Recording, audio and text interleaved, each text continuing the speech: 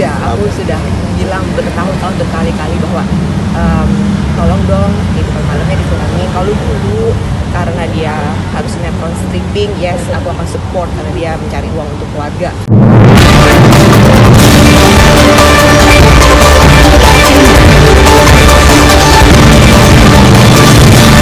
Dan selalu bersama. Nah, lalu satu saksi lagi namanya Pak Murtado. Beliau adalah sopir dari Pak Ari dan Bu Inge. Ya, yang menerangkan bahwa ya rumah tangga mereka sudah tidak cocok lagi, dan dia menerangkan juga pernah melihat di lobi Ibu Inge bersama seseorang laki-laki aja. Tapi dari semua poin itu yang lebih banyak kita gali adalah kehidupan malam dari Pak Ari. Jadi sopir itu menerangkan bahwa bisa sebulan 2 kali Pak Ari ke karaoke di satu tempat di Blok S. Kalau datang bisa jam 9 malam, pulang jam 2. Dan tadi ketika dia menjawab pertanyaan pengacaranya apakah Pak Ari pulang dalam keadaan mabok, tidak bisa jalan, tapi sopirnya mengatakan mabok sih tidak, bisa jalan, hanya bau minuman. Dan hakim juga menggali keterangan mengenai nafkah, mereka juga tidak tahu, tetapi karena pekerjaan Pak Ari itu sebagai artis, dan sekarang menurut keterangan sopir dan Sandi tadi bahwa Pak Ari punya usaha restoran di daerah Menteng namanya Ju Restoran. Itu saja. Jadi mengenai percecokan saksi juga tidak tahu, mengenai pihak ketiga juga tidak tahu. Hanya mendapat WA dari seseorang di tempat fitness yang menerangkan bahwa di tempat fitness Bu Inge bersama seseorang. Lalu ketika kita tanya apakah itu tempat fitness terbuka untuk umum, terbuka dan kedekatan seperti apa, hanya mengatakan karena itu dikirim lewat WA saja. Jadi tidak ada hal-hal yang memberatkan atau memojokkan gitu loh. Kayaknya sendiri selama ini ketika Mas Ari kalau habis dari luar, memang apa yang dikatakan tadi sama Bang Petrus menurut saksi bau rasakan juga nggak kayaknya sendiri?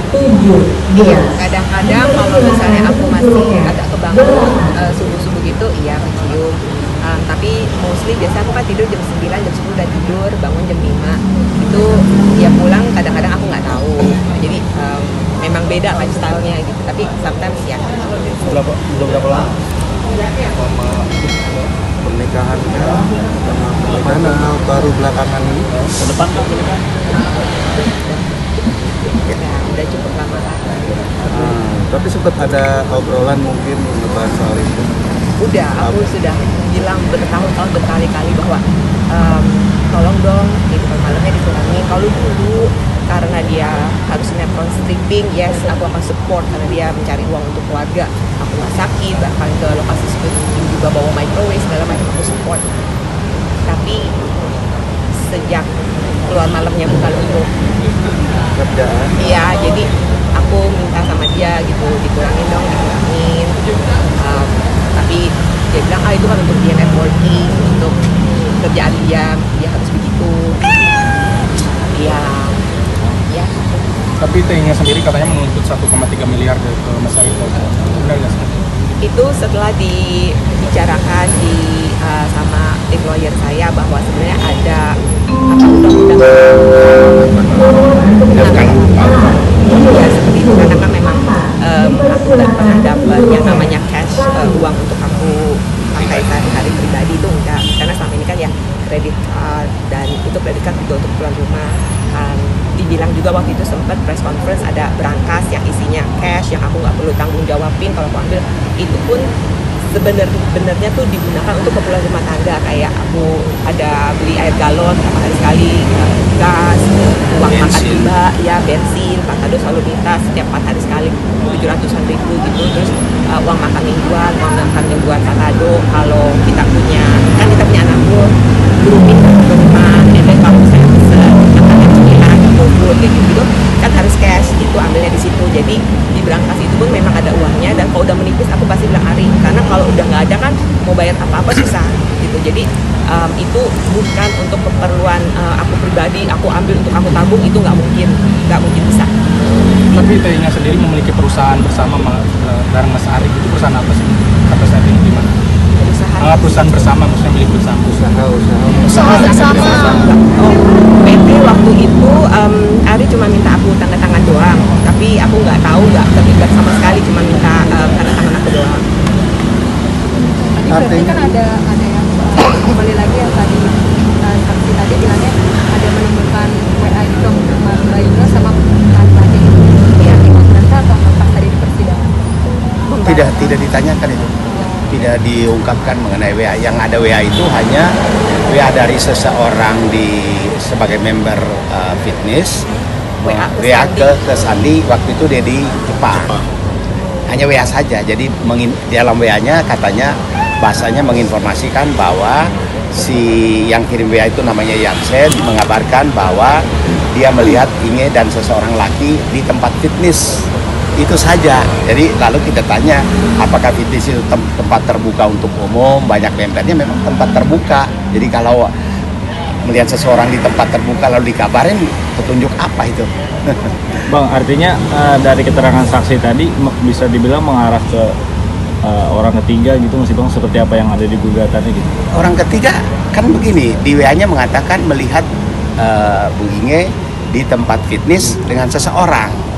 Padahal tempat fitness kan terbuka untuk umum, tempat umum.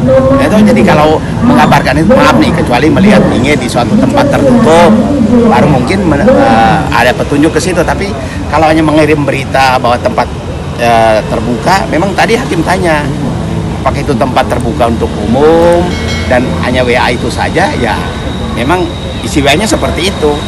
Jadi mengarah ke petunjuk pihak ketiga, ya tidak bisa dibuktikan.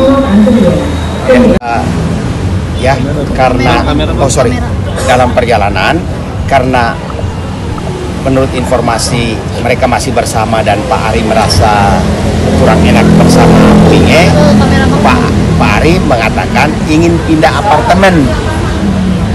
apartemen, maka Bu Inge disuruh cari apartemen.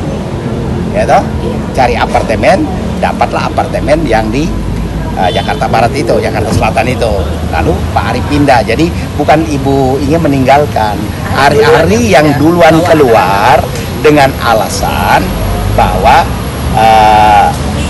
ingin dekat dengan rumah dia yang lagi direnov itu.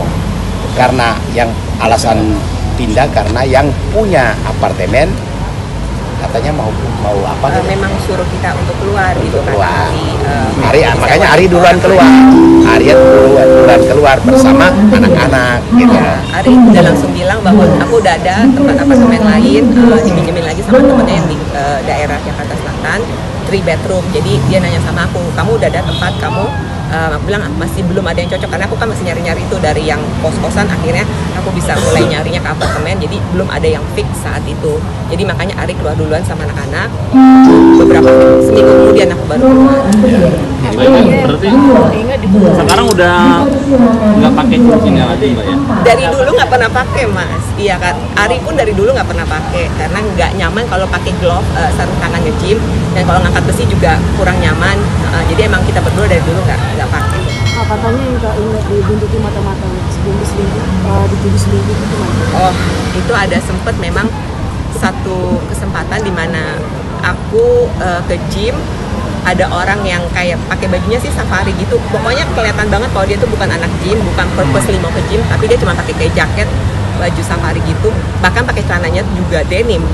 Terus aku naik lift, dia ikut naik lift, cepet-cepet masuk. Aku tap kartu, di atas juga dia keluarinnya KTP. Jadi itu kalau dia udah keluarinnya KTP berarti dia bukan member gym. Karena cuma bisa visit 1 kali gitu loh, kasihnya KTP. Aku masuk, dia deket-deket terus. Aku main alat apa juga dia deket-deket, kayak paling jarak 5 meteran kali gitu. Nah itu aku merasa banget gak nyaman. Di situ aku yakin banget bukan orang gym, memang purposely ngikutin gitu loh. Kak Inge nggak sempat